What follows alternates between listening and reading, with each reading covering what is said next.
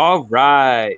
Welcome back to basketball. I say back to basketball. I'm sitting here watching in my corner here. I got the WNBA versus the Team USA All-Star Game streaming. I'm about to flip that over to obviously Bucks Suns comes on in the NBA Finals in a second. Jamaal, you said you were watching some old basketball. How you doing, man?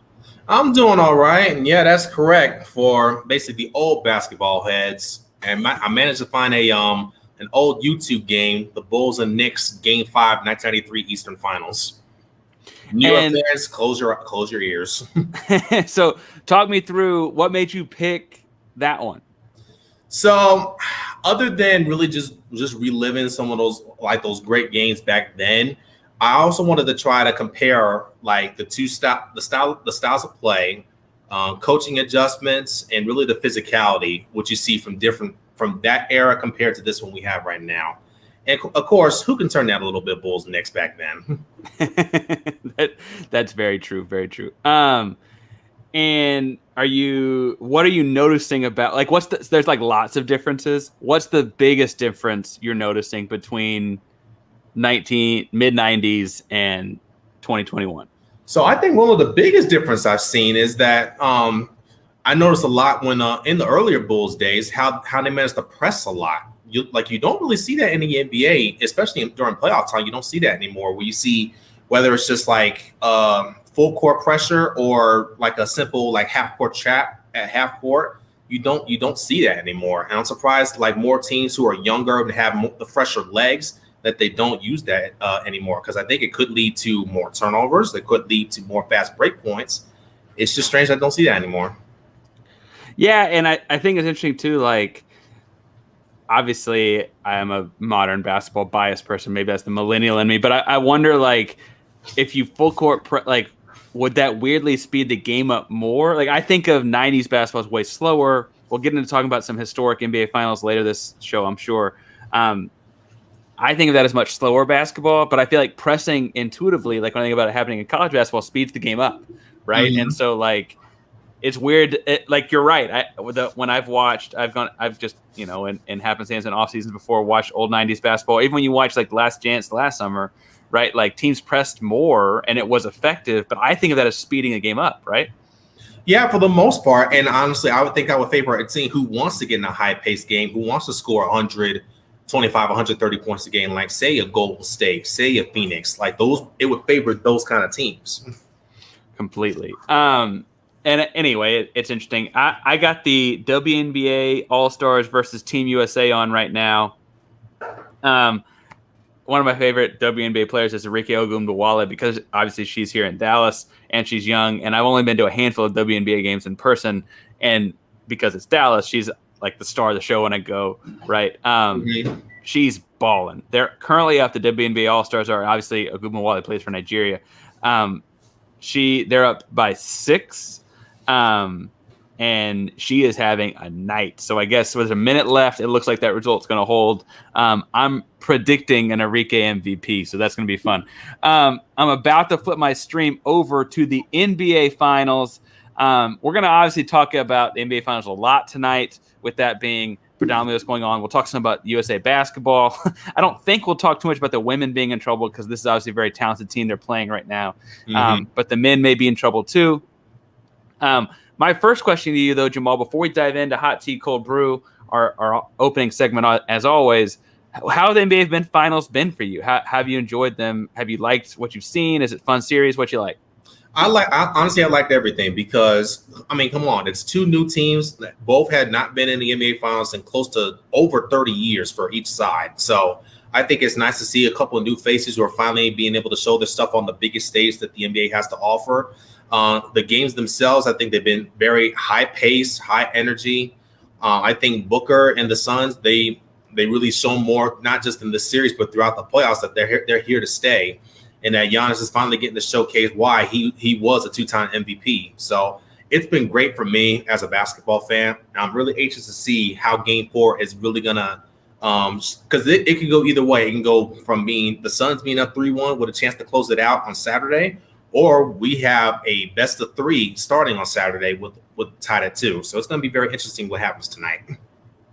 Yeah, and so before we dive in too much, and obviously we are going to jump into hot tea cold brew. I keep saying that over and over again. The statistics are something crazy. Like if the series is 2-2, the winner of Game 5 wins the series.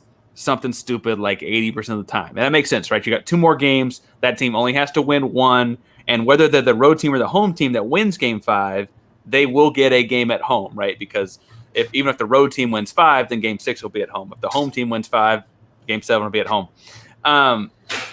Weirdly, though, this feels like a big game for Phoenix to me. Do you think it's a bigger game tonight for Phoenix or Milwaukee? Like, I feel like Phoenix has to win tonight. Well, personally, I think it's a bigger game for Milwaukee because, as we know, there's only been one team in history who's come back from down 3-1 in the finals. So history would not be on Milwaukee's side if they don't win tonight. Definitely. History would not be, right? I think I'm giving Giannis too much credit. I'm also giving a couple injuries and banged up and longevity things too much credit. But you brought up you were watching old school basketball. Mm-hmm. And I brought up, some research I did on old finals, and that kind of ties into our first hot tea, cold brew topic. So, hot tea, cold brew is my idea of a way to talk about hot stories in the NBA. Hot tea, cold brew is brought to you by Yeti coolers, cups, and koozies. Yeti is the go-to shop for keeping things hot or cold, just like these NBA finals stories. Yeti is based out of Austin, Texas. Check the links on all our social media handles for all of your insulated needs for tailgating, camping, and daily life. Yeti is built for the wild. And again, these are hot stories, but you may think they're too cold, and either way, they go into an insulated container. First hot tea cold brew topic, Jamaal. I'm going to throw this to you because you're the one watching 90s basketball. Hot tea cold brew, these are the worst NBA Finals since the Jordan era.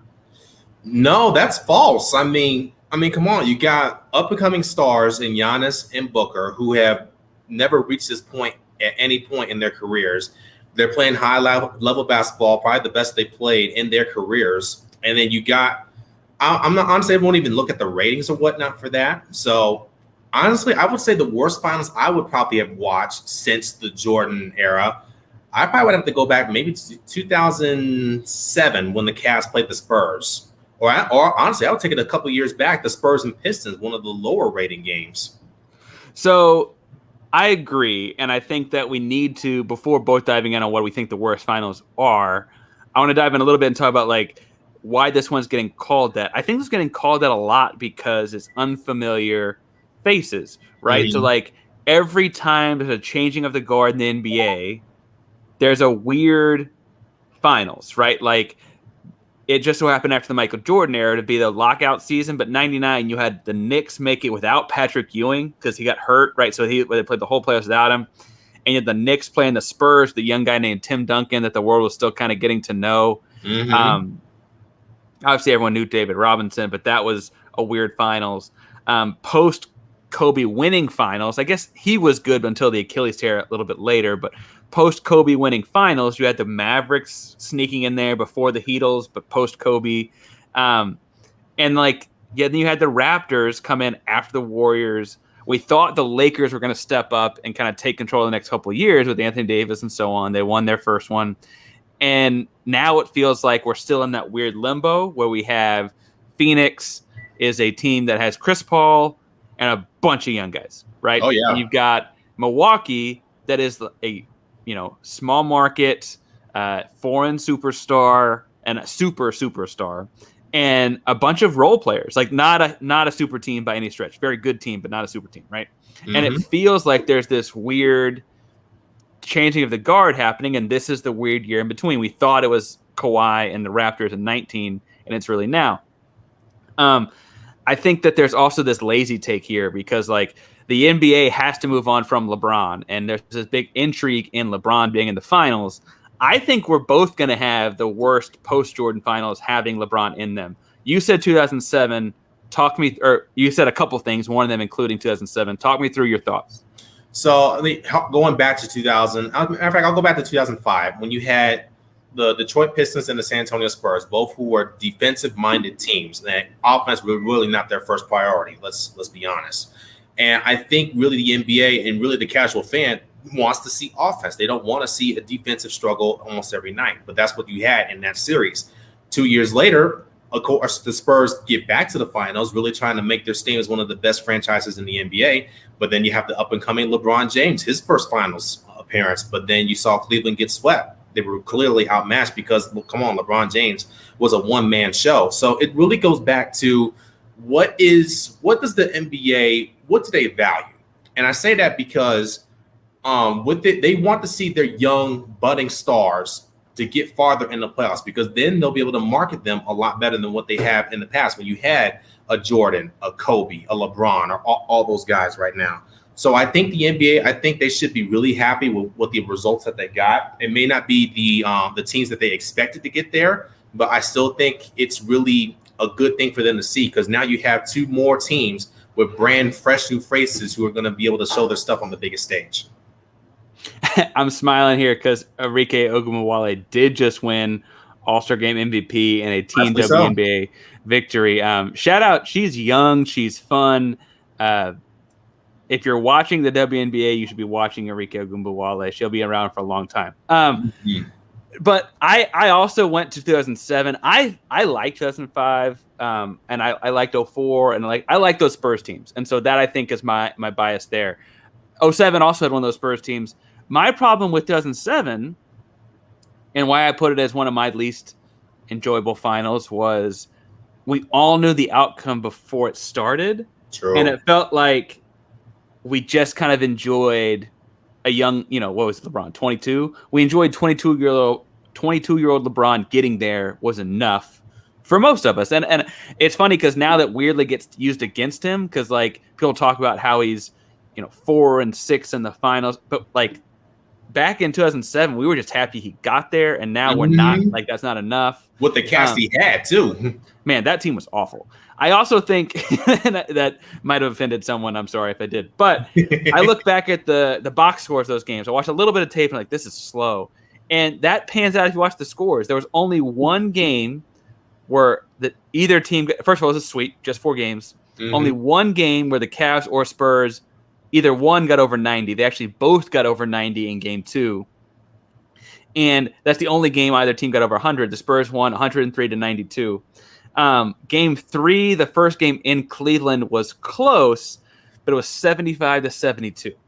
Wow. Shout out to LeBron James, by the way. His team had 72 points, and he had 25 and 10. So if all of those assists, I'm not going back play by play, but if all those assists are 2-pointers, that means he accounted for 44 of 72 points. He basically was their offense. That's silly, right? He's 22 years old. That's silly. Anyway, as I look at these box scores, that's a low scoring. Again, the Spurs won all 4 games and scored 85, 103, 75, and 83, right? Low scoring. Compare those numbers Spurs basketball. Right. That's a hat. 75 is a half for a explosive team today, right? I love watching Tim Duncan, and so I don't necessarily think that way about every Spurs finals. I don't think it's fair to put every Spurs finalist bucket, but because the Cavs were so bad, it does feel like that finals belongs here. My hot take here is the other one I go to is 2018. 2018 is Cavs Warriors. LeBron's second stint with the Cavs. There is no Kyrie Irving.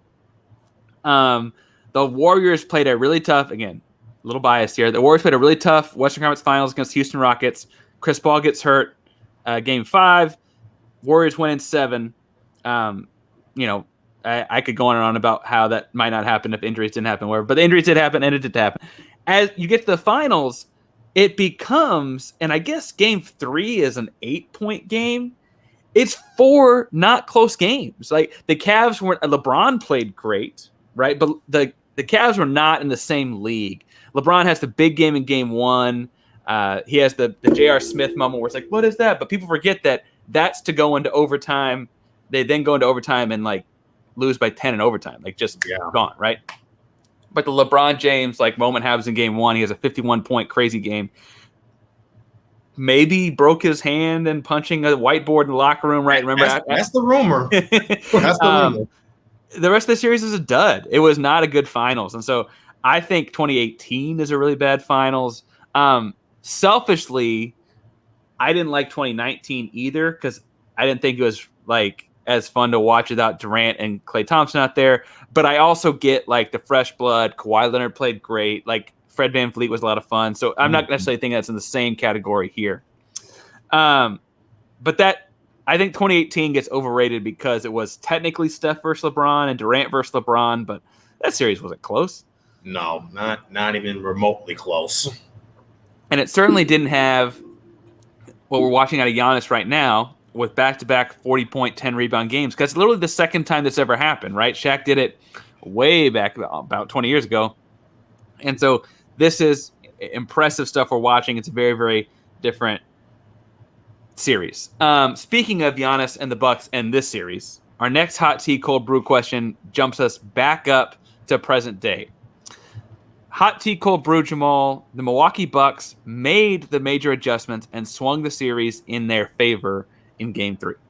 I will say cold tea because the one thing I've always stated about the Bucks, this is going back all the way back to the Brooklyn series. Matter of fact, a couple years, even the Toronto series in the East Finals in 19.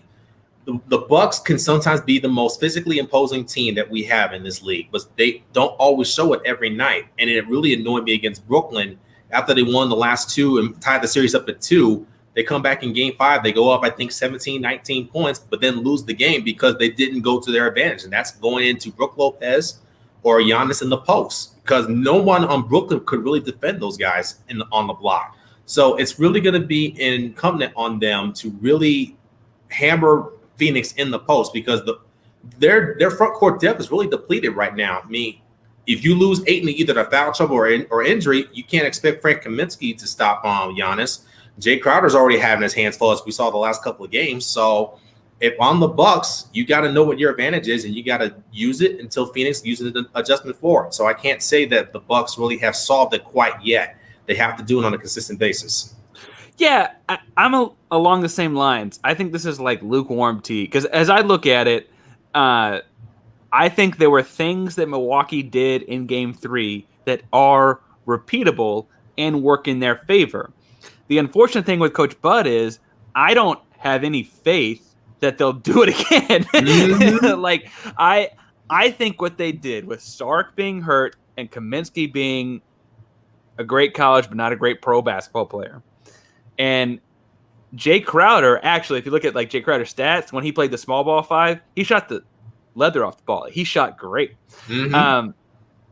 But what they did is, even with their untraditional post players in Giannis and Brook and to some degree PJ Tucker, what they did was they said, oh, you have no one to substitute in for Ayton? We're going to attack Ayton a lot.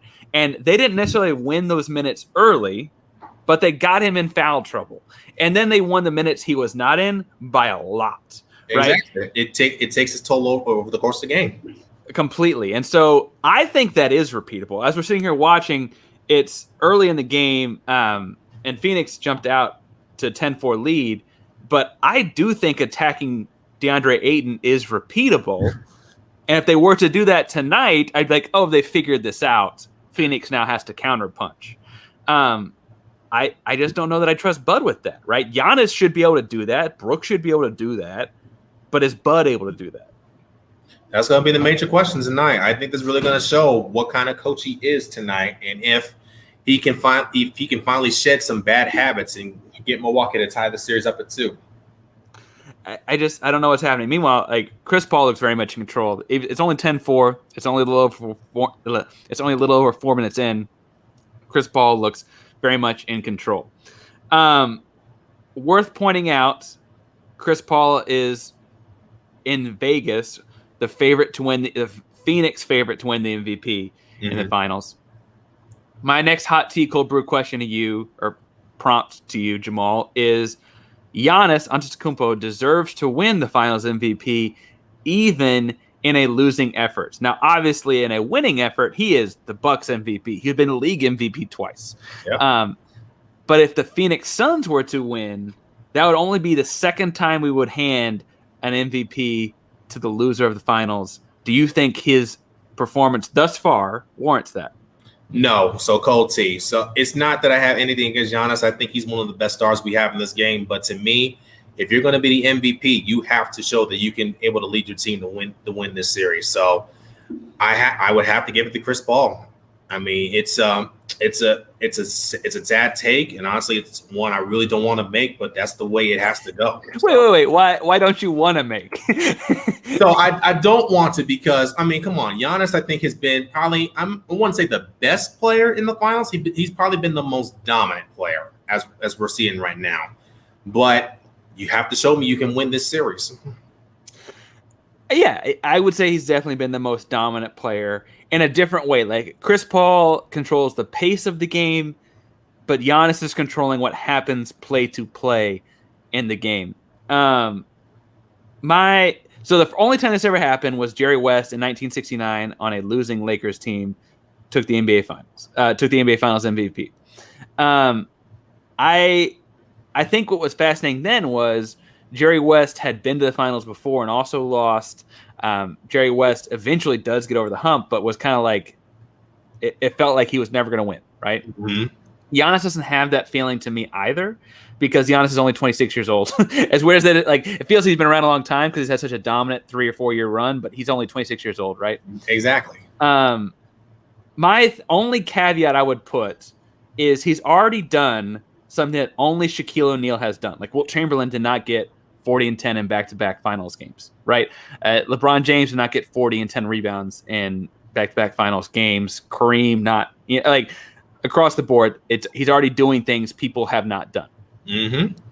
If he were to do something phenomenal, like say the series goes 6 games, they lose to Phoenix in 6, and he gets 40 and 10 the rest of the way. like there's something hard silly. to do. Like I have to leave that caveat because it does feel possible. I don't know that Phoenix has an answer for him. Their answer, Phoenix, is we're going to score a bunch more points as a team. That's all we're going to – they don't have an answer to slow him down. They won big in Game 2 with him scoring a lot.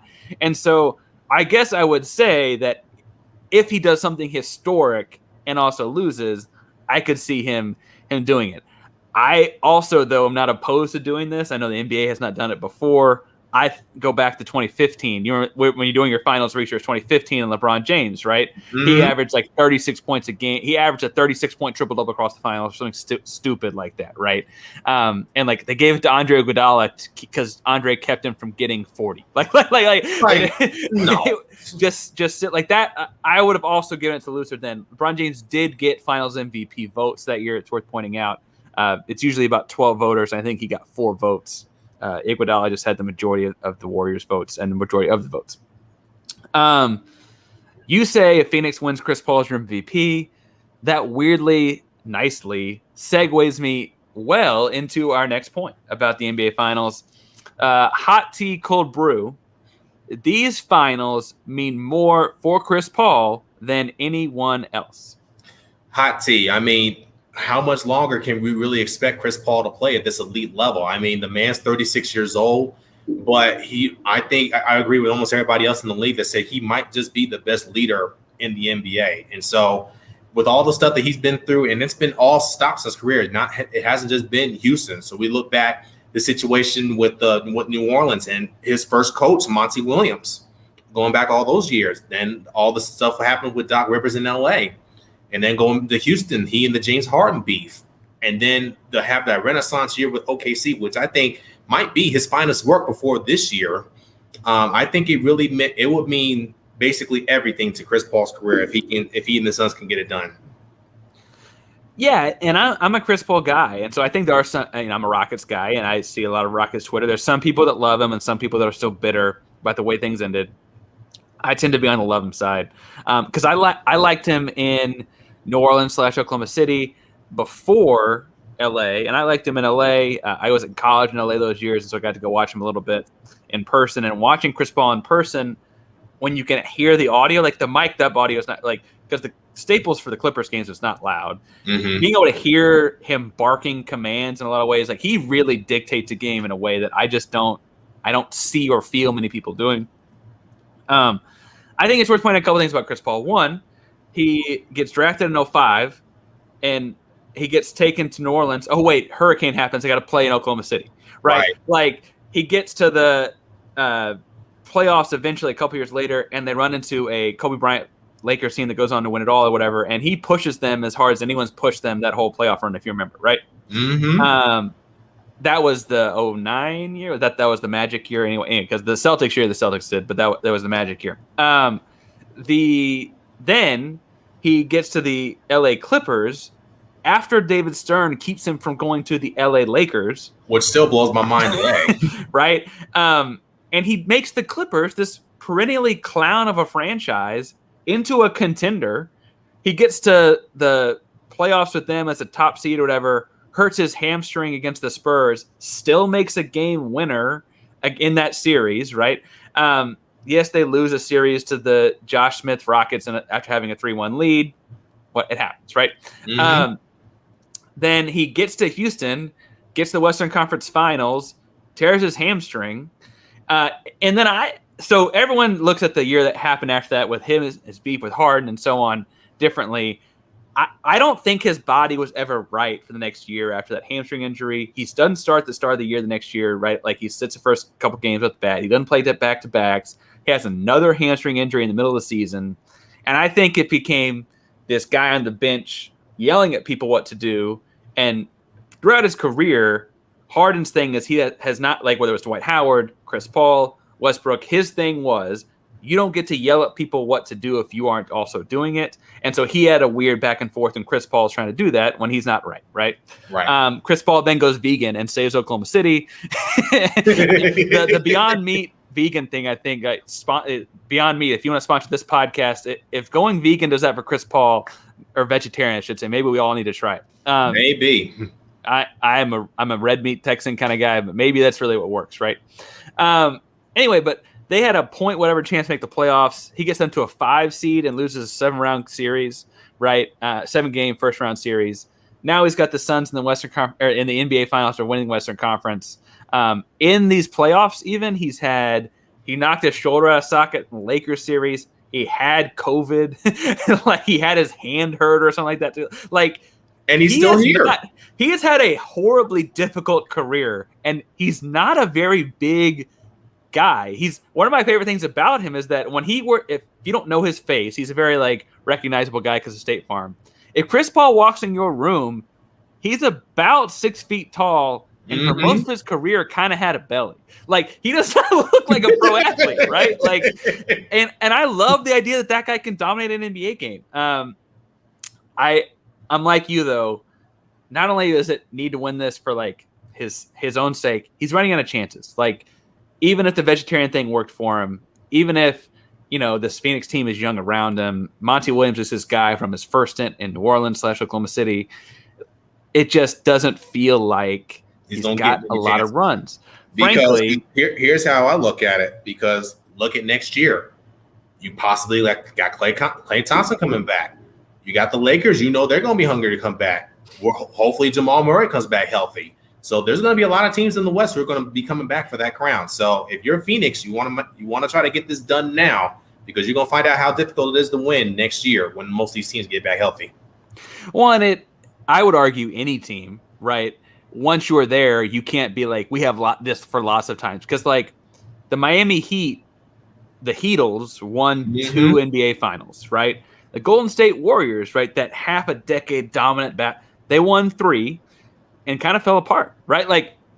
These things, the phenomenal thing about Jordan in the 90s is 2 different three-peats, 6 championships in 10 years. That doesn't happen, right? This idea that you win a few in a short stint, that's a lot, right? The Spurs won their 5 over the course of 15 years, right? And so I think that it'd be silly to think that, we can just do this again next year. We got a great team. Chris Paul's only a year older. The rest of the team's a year older. Whatever. That'd be silly. Also, you mentioned Lakers with AD. AD is healthy and back theoretically next year, right? You got the Warriors with Steph Curry. He looked fine to end the season. Draymond Green is playing great for Team USA right now. Motivated Draymond Green is really good. Klay Thompson back. I think Wiseman was a good draft pick. And they've got 2 in the first 14 this year. That's going to be a good basketball team in Golden State. We don't know what's going to happen with Damian Lillard and Portland Trail Blazers, whether he's going to get help to him or he's going to get sent to help. But if he were to end up in the Western Conference, that team's really good. Oh, yeah. You mentioned whenever Jamal Murray comes back, that Denver team with him on it was rolling. Mm-hmm. There's a lot of good basketball in the West. And at some point, like Luka Doncic got the NBA 2K22 cover today. He's coming too, right? Like he's in the same Devin Booker age range. He's actually a little younger. Like at some point, that's going to happen too. And so you just got to take your chance when they come because they're not going to come that often, even if you're young. Exactly.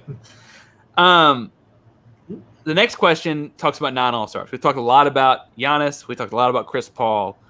We could talk a lot about Devin Booker. He's actually had a much more impressive Western Conference Finals than he has had NBA Finals. And I don't mean that to have a slight. Like him playing better could have given them a chance in Game 3 and did not play very well. But next one is hot tea cold brew. DeAndre Ayton is the most impressive non-All-Star in these finals. So All-Stars, you've got Chris Middleton and Giannis on Milwaukee.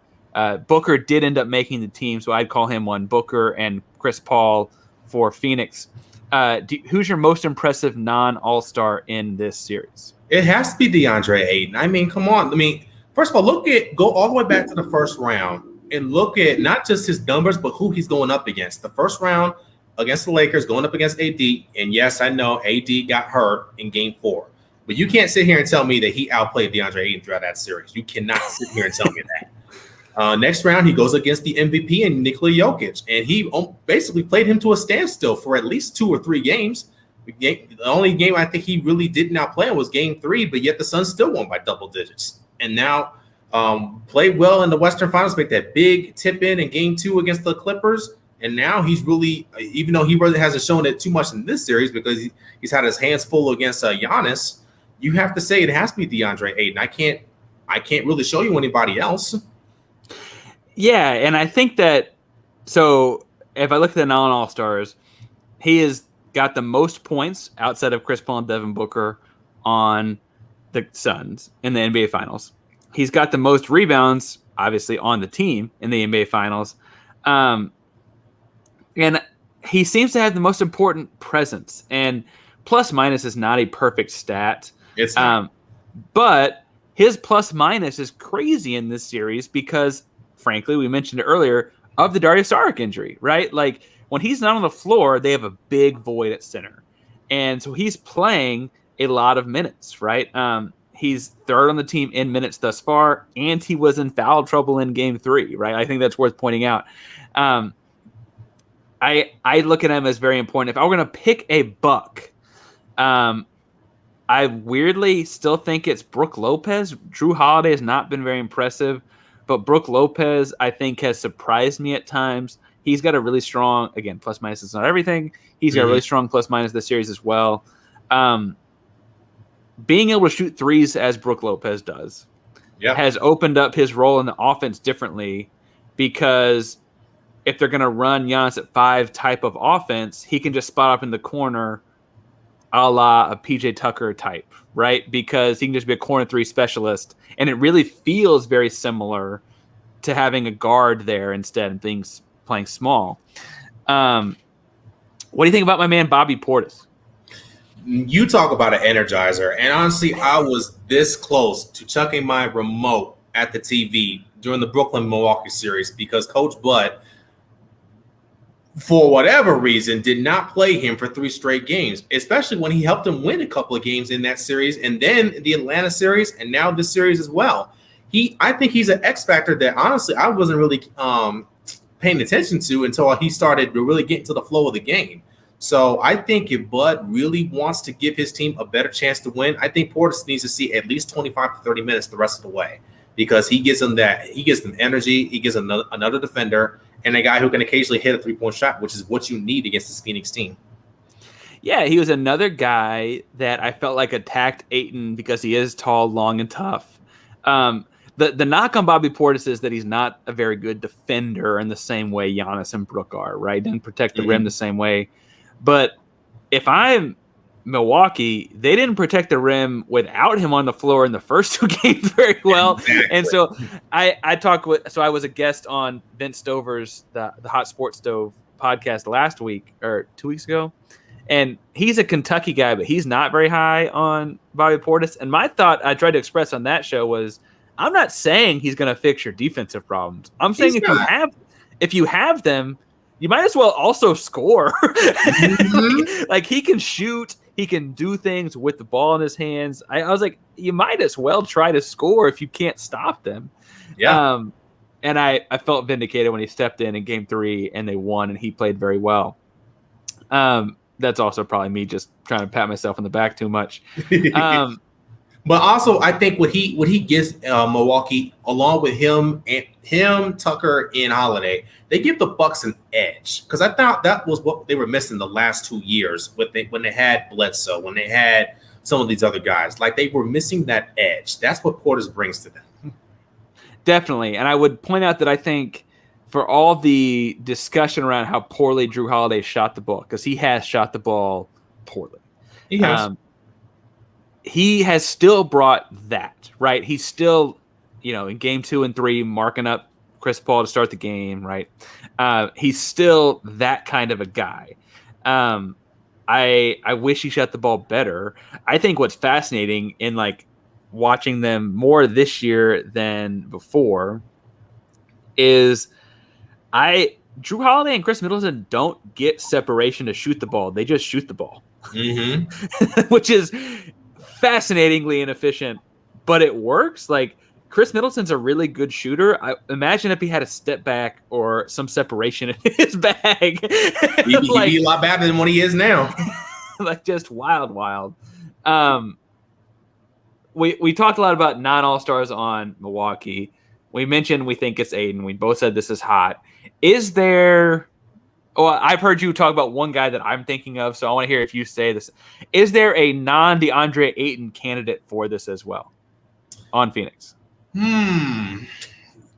Honestly, I think a real unsung guy who I think does not get really enough mention as he should, I'm looking at Mikal Bridges. Because I think with the way he stretches the floor, I think he's probably their best perimeter defender as well. And the way he played in Game 2, I think he really gave them an edge. I think he scored 24, 25 points in Game 2. So I think he is their X factor when he shoots the ball well. And plus he, and not just him, but Jay Crowder and Cam Johnson, I think they're all trying to tag team as far as trying to slow down Middleton. I think they've really done a good job of doing that. So I look at Mikal Bridges. Well, and I like Mikal Bridges a lot. The guy I was going to pat you on the back for, because you were singing his praises earliest in the season, anyone on the show was Cam Johnson. Yeah. Cam Johnson off the bench is doing great things. He obviously had the big dunk on PJ Tucker. That was crazy, right? That was nasty. Did not know he could do that. I watched him in North Carolina for a year or two. He didn't have that.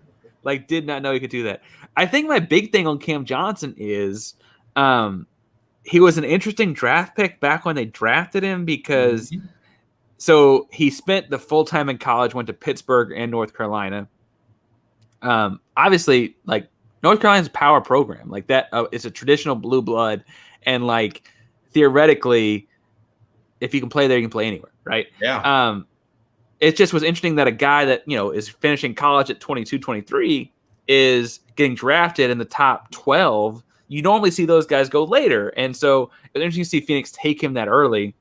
And then honestly, even in their little bubble run where they went 8-0, right, with that before they got Chris Paul last fall, I was kind of Cam Johnson's a guy. You can tell he played in North Carolina, but he's just kind of a bench guy.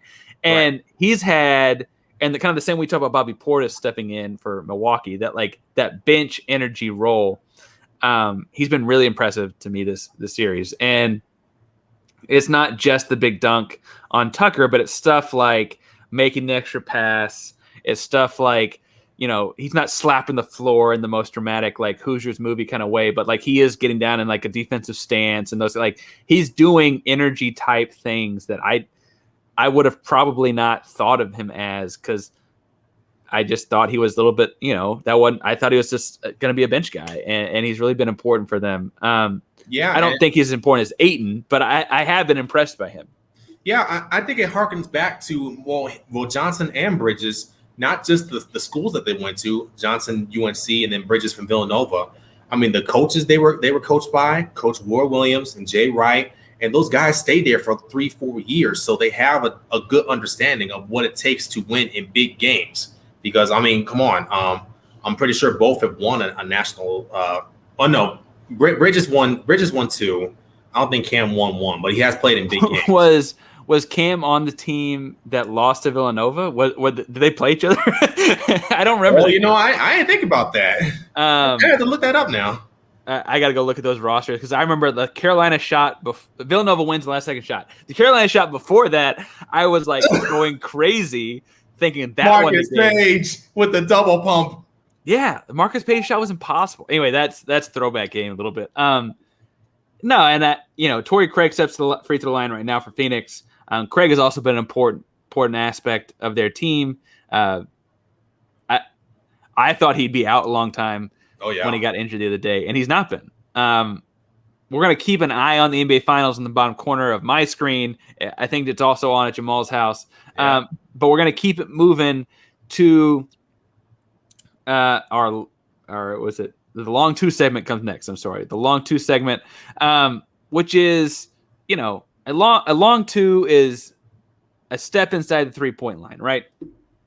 A lot of analytics nerds hate this because you just take a step backwards, you get a whole other point for the exact same shot, more or less the same percentage shot. However, it's worth less points.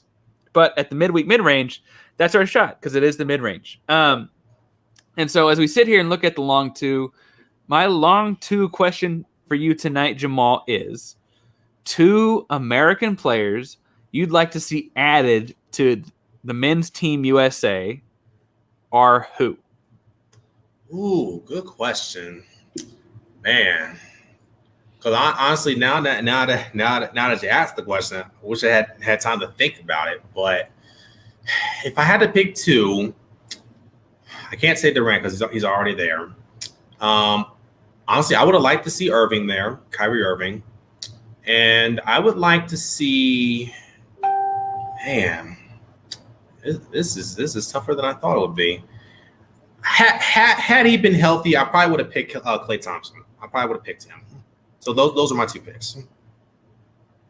Yeah, I think as I look at this team, they're missing height, and it's weird to say for the American team that has a starting lineup of Jason Tatum, Bam Adebayo, and Kevin Durant, because those are 3 very tall people.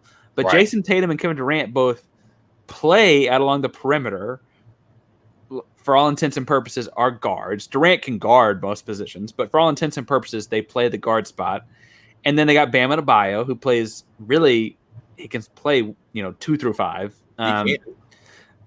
But then their next center is like Draymond Green.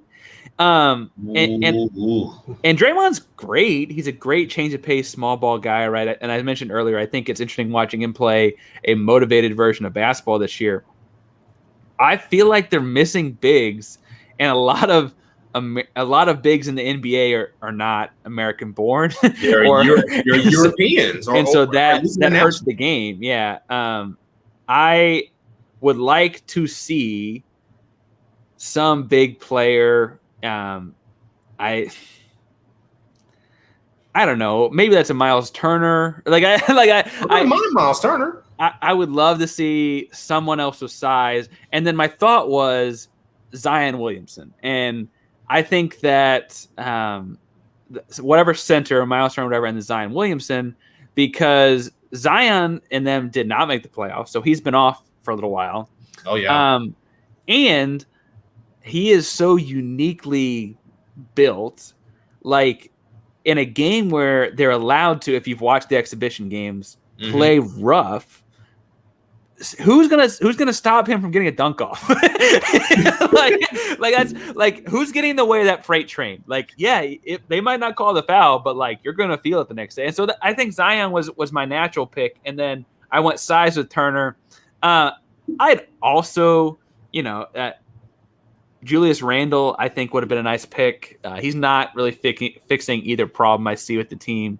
But we'll talk about the roster in a second. I think Randle should make the team over Kevin Love, and that's my hard take on it. Yes, I agree with that. As you watched it, I do agree on Zion, though. As I said before, a more athletic Anthony Mason. Yeah. What has been the issue as you've seen it with Team USA? Because they finally beat a struggling, because they're still playing Luis Scola, Argentina last night. But a loss to Australia, exhibition game. Australia's good, got some pros. And then Nigeria, I don't mean to diminish Nigeria at all. I actually think that their program is turning itself around a little bit. But they seem to not Team USA seemed to like really struggle with like basic basketball things in that game, like boxing out or like, there were no sets. And I know Popovich runs sets. It seemed like a very weird night for them to me. So what has been your take on what are the issues with Team USA? Well, I think it's what you probably see around the whole world, and what a lot of teams, what they do have, what the USA lacks, and that's cohesion, and that's playing together. I mean, you look at most of these national teams around the world, they've been together for 5, maybe 10 years. This USA team was literally just put together in like, 2-3 months? So I think, and of course, as you said before, it's more of the basic things with them. Boxing out, taking good shots, and spacing on the floor, all that stuff, which can be fixed. But at the same time, like these other teams have been playing together for sometimes a little bit more than a decade. So that's what other teams have on the USA right now. You can't always win with just talent alone. Yeah, and I don't mean to say that like we sent our best team. No, that ain't our best. Well, and some of our best are hurt, right? Like Anthony Davis, it's not in his best interest to go play. James Harden had a grade 2 hamstring, strain in the playoffs. I don't know the status of Kyrie Irving's ankle. Klay Thompson is a great international player, right? Like there is some of this that is not necessarily. Some of it is just bad luck. Guys that could have played in 2020 a year ago can't make it. But something's weird with this team. It feels a lot like 2004, and that was fairly disappointing. No, that wasn't disappointing. That was a disaster. So that takes me into the open container question. Again, lids off. Just give your take. The 2 losses, I left a blank in the document because I sent it yesterday before the game happened last night. But the 2 losses and then a meh game against Argentina, thus far in exhibition games for the United States. Is that a big deal? To me, it's not. I mean, first of all, they're exhibition games for a reason. If anything else, they're just more for tune-up games. Now, if this happened in actual competition, then I'd be concerned. I mean, because let's face it, they've only been together for only like a month or even a couple of weeks. So it's not like you can really just turn on the switch like that. So I give them time to kind of gel a little bit, but plus it doesn't help that now that Bradley Beal has now entered the protocol situation now. So who knows how long he's going to be out. But if I'm people, I just relax. Like wait until actual play starts in a couple of weeks, then we'll see where this team is right now. But I can't just make 2 assumptions off 2 exhibition games. I can't do that. Well, and I should throw in that the Bucks just tied up the game, 7 minutes left in the second quarter. I don't want to make too much out of it because, as you mentioned, other national teams play together at some point during the year for several years at a time. We have Team USA training camp that Jerry Colangelo put together after the 2004 group. But even that is more like 40 or 50 guys. And then when the Olympics happen, those are just workouts. When the Olympics happen, we pull guys out of that and make a team. Yep. This team's been practicing for like 2 weeks, right? Exactly. And so there's some of that like you need to learn how to practice and play together, right? Like Tatum and Durant have not played together a whole lot. I'm a little worried about things like Tatum missed the Argentina game with knee soreness. That's a concern. Beal is now in COVID protocol. Durant has been through his slew of injuries and just played a lot of minutes in the Eastern Conference semifinals. They got 3 guys coming from the NBA Finals series in Booker, Middleton, and Holiday. I'm concerned about that. I think the interesting thing, though, about Olympic basketball, men specifically, and part of that's because, if we're being blunt, the Americans don't watch their women's sports as much because the women are frankly even more dominant. Agreed. The men's Olympics basketball team has only lost 5 games in the history of the program. There was the one in the 70s against the Soviets that everyone feels like they got the extra half a second to get a shot off at the end. They right? did. Right. I still remember that to this day. Right. So there's Soviets in the 70s. There's Lithuania by 6 in 88. Mm-hmm. Right. And the solution in 77 was the Soviets cheated. Right. Solution in 88 was, oh my God, the rest of the world's catching up. Send Michael Jordan to the pros. 92 Dream Team shows up. Boat race. Everybody, right? Not even close. That's the solution in 88.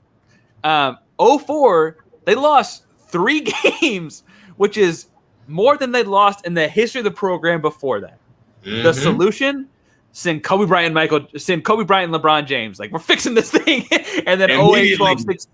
Yeah, 08, 12, 16, it was, again, a lot of boat races. It wasn't all boat races, but a lot of boat races.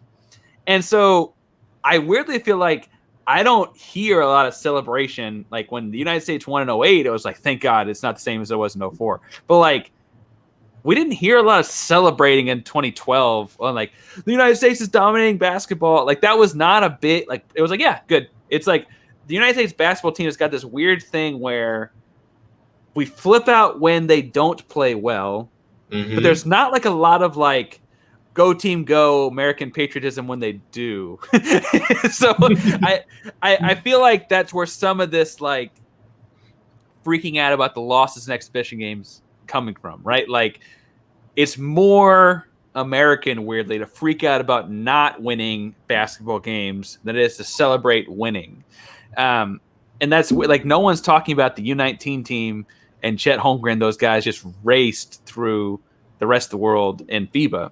Right. It's also U19, right? And Chet Holmgren's great, but Luka Doncic is only 22 and he's playing for Slovenia. Right. It's a different thing. So let's pump the brakes a little bit. But that didn't cause the same kind of stir. The United States winning in 2016 did not cause the same kind of stir. It's just weird. It's weird to me. I'm holding off on freaking out too much because of that. I don't think this is our best team. I do think that the rest of the world is better at basketball. I'm interested to see how do we compare against France? France is gonna be good. Honestly, what I wanted to see how we went up against Canada, because even though Canada isn't in or whatever, I think Canada had maybe one of the best groups that could challenge the U.S. They had the second most pros. Obviously, Jamal Murray missing hurts them. It does, but they've got Wiggins, they've got Murray, they got a lot of pros. Australia, frankly, has a lot of pros too because that team is missing Ben Simmons, right? Mm-hmm. And they still had Patty Mills. That's a good team. I think people didn't realize how many pros are on Nigeria, and yes, it's Precious Achua, but there are still pro players with Nigerian heritage that get to go play for them. And frankly, Bam Adebayo could be playing for them and declared U.S. citizenship because his parents are from Nigeria. And so, right. Victor Oladipo could be playing for Nigeria. And so they could have had Victor Oladipo. Exactly. And now that score is not looking as far-fetched. They right. And the truth is, based on the way they do it, Giannis has never played for them, but Giannis also could play for Nigeria. Because his parent, right, he's a Nigerian refugee. And anyway, that team could have really, they could have really been good. Anyway, I look at this and I'm trying not to freak out. I know that this is not our best team, right? Kawhi Leonard can't play. James Harden can't play. I'm looking at all-stars this year. Bradley Beal is in COVID protocol. God, I can't believe they didn't take Julius Randle. Anyway, I'm just looking at this I'm trying not to freak out. I will say that I guarantee you if the United States loses a game, the world will freak out. I do agree with that. An actual game, I should say, but I don't know if that's fair or not. As we're moving right along here, Wednesday Night Rights. Can I ask Jamaal what you're reading or writing these days? So mainly just catching up on all the stuff that's going on in the WNBA with all the commemorative seasons, because as we all know, it's the 25th season of the WNBA. Man, time has flown by real fast. It's just amazing how far this league has come to where, honestly, I never thought in my lifetime I would see a league like this. But now to actually see how it's been thriving, especially with all the new stars that they're having right now, it's been wonderful to see. So it's mainly just following up on the WNBA's 25th season. Yeah, I think that one of the powerful things about, the WNBA is powerful in a lot of ways. In their 25th season, you now have young women playing in the league that don't know a world without it, right? Like Sabrina Ionescu is obviously like the young face future of the league. She's 23. Like she does not know a world without the WNBA. And like her entire basketball career had that as the end goal, right? Yeah. Even someone like Jewel Lloyd's not old, and like it wasn't around when she was born, but for the entirety of her playing basketball, Jewel Lloyd, point guard for the Seattle Storm, her goal as a basketball player was always to play in the WNBA, right? Like that has been an achievable goal for these women in a way that, like, I love Sue Bird, but when she was like playing elementary and middle school and even a lot of her high school basketball, like the WNBA wasn't really around yet. Like she's just that old, but love you, Sue. Sorry if that's me to spite you there. But like earlier in Sue Bird's like development as a basketball player, the end goal was like college basketball, right? And so you're seeing this turnover where like women in their early and mid 20s have had this goal forever, and now they're very much professionals. The league is much better for it. We're kind of getting to the point where, did you see that 144 documentary ESPN put out? It was talking about there's 144 spots in the WNBA. Anyway, it feels like we're getting to a pushing point where that is about to be too few a spots, right? Like 12 teams with 12 players is going to be where we're starting to cut good players. Do we need to add expansion teams? I think you may have to. I mean, because the last thing you want to do is to not let some of the top talent from colleges not be able to play in the WNBA. And the more stars you have, the more you can market them. And and it gets you into more markets. Obviously, the recession killed the Houston Comets. But like, right? I mean, just like bluntly, the recession meant that the owner of the used to have the same owner for the Rockets and Comets. The recession, the guy lost a lot of money, had to sell both, couldn't find a buyer for both, so he found a buyer for the Rockets, couldn't find a buyer for the Comets. Right? The recession killed the Comets. You could bring that team back. You could put a team in New Orleans. You could put a team in, Memphis. There are areas to go with this. I think Memphis would be a good WNBA between the University of Tennessee, having the women's basketball culture in the area. You got a great city. Anyway, like the league can continue to grow. I think that's the next step for them, is going to be add more spots and add more players and faces. And I hope they do, because it would be a shame to see not some of these great players out of college not be able to compete. For sure.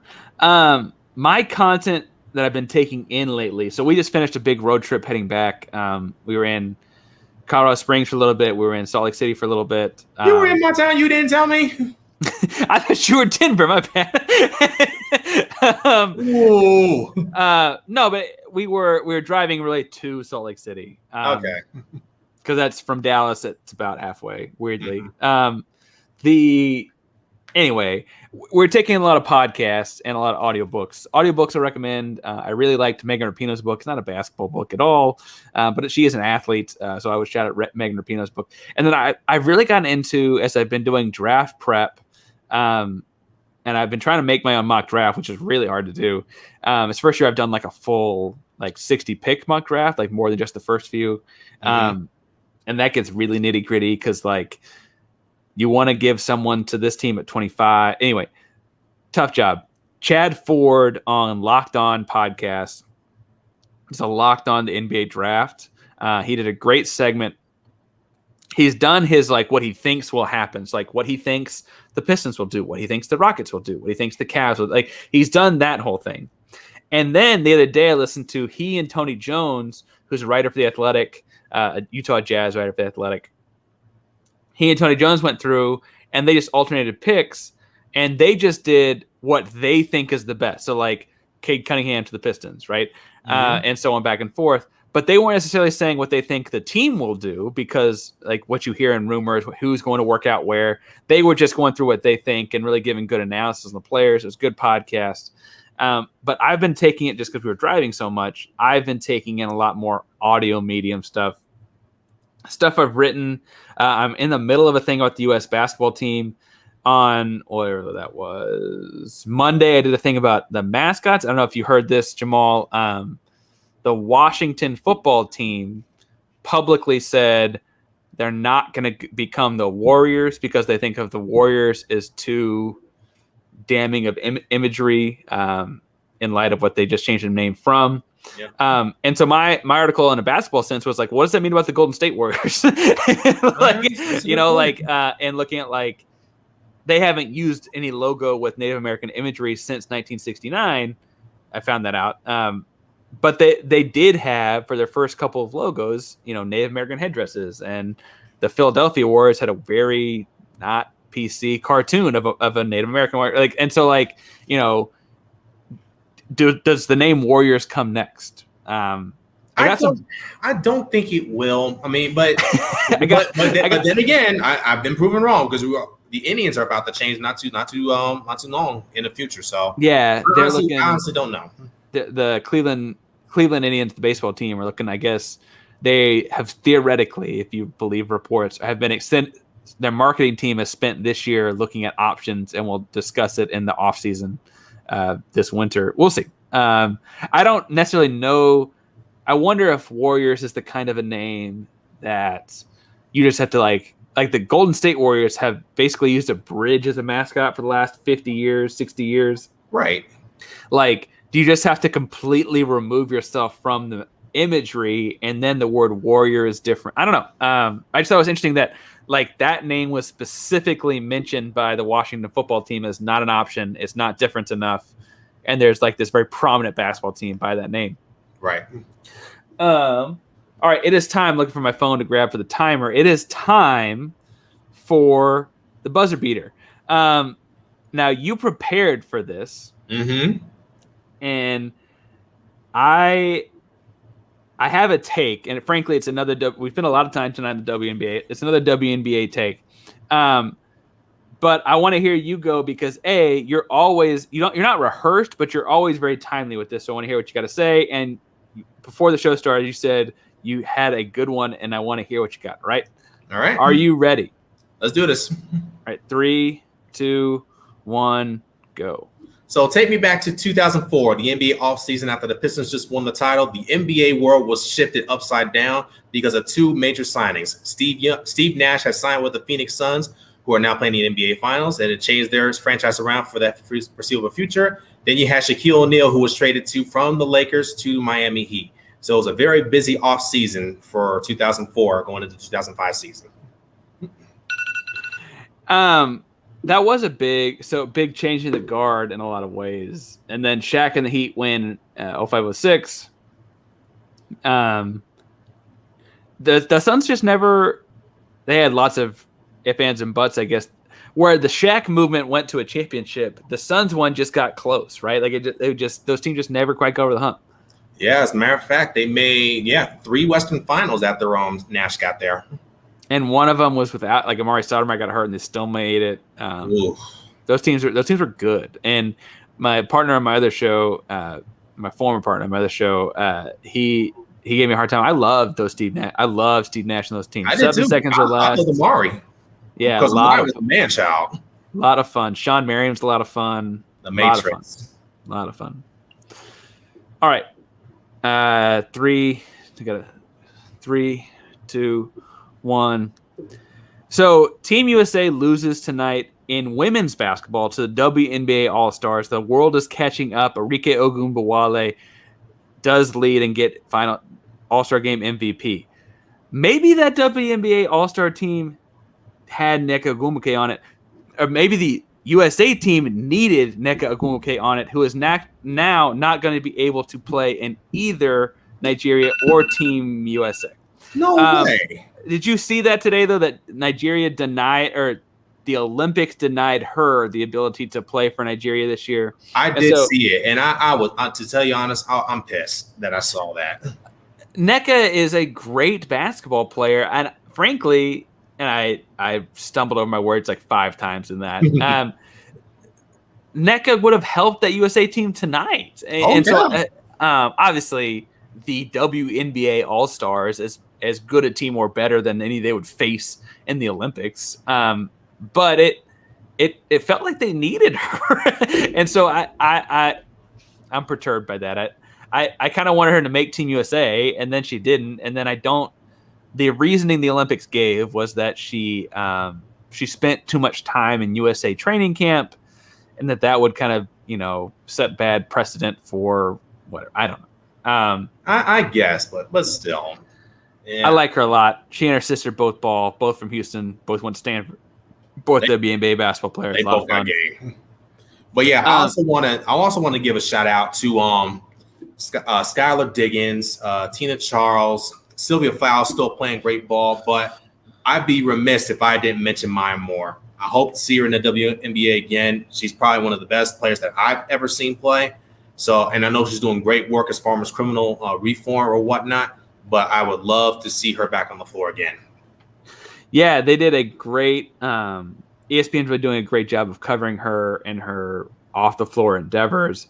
It's one of those classic things where, like, people are like, tell athletes, well, if you want to make change, go do it. And she was like, okay. And she bet, we'll do it. And she just got, literally had nothing else. And I hope she comes back because I enjoy watching her play. But she didn't have anything else to do in the WNBA. She won a bunch of championships, won a bunch of MVPs, and was like, I've done this. Right.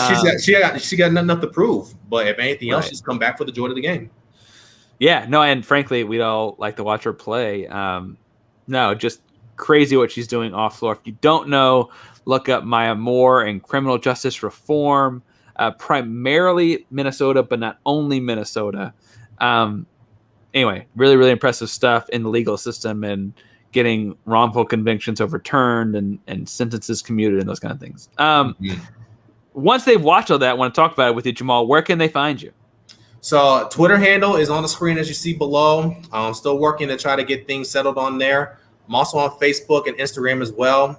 I'm a recurring guest on this show. I love being on here with Parker and all the other guests. So if you definitely want to hang out, come talk some ball, I'll be here. For sure. The Midweek Midrange, again, we're every Wednesday at 9 o'clock. Jamaal is a frequent guest. So obviously my Twitter handle's on the screen as well. Twitter and Instagram are both at Ainsworth 512. It's at PAINSWORTH 512, all one word. I want to point out that this is still a 3-point game with Phoenix in the lead. It's almost halftime.